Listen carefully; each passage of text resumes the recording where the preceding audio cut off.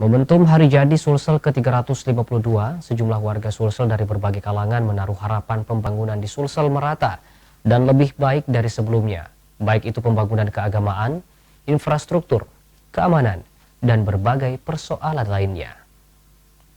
Saya supaya itu pembangunan merata, utamanya pembangunan keagamaan.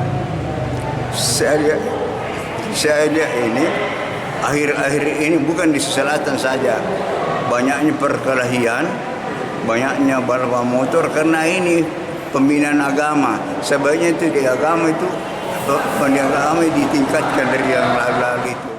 Untuk pembangunan infrastruktur di Sulawesi Selatan itu lebih ditingkatkan lagi, apalagi untuk infrastruktur yang menyambung ke daerah-daerah penyangga gitu, seperti kabupaten-kabupaten itu yang harus lebih difokuskan untuk pembangunannya.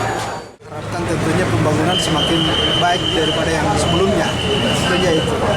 Kedua berkaitan dengan persoalan hukumnya. Ya, persoalan hukum juga sangat kita harapkan. Ya, sangat kita harapkan tentu lebih baik dari yang lalu. Dengan ulang tahun ini kita berharap masyarakat berharap itu lebih baik daripada yang sebelumnya. Tentunya seperti itu.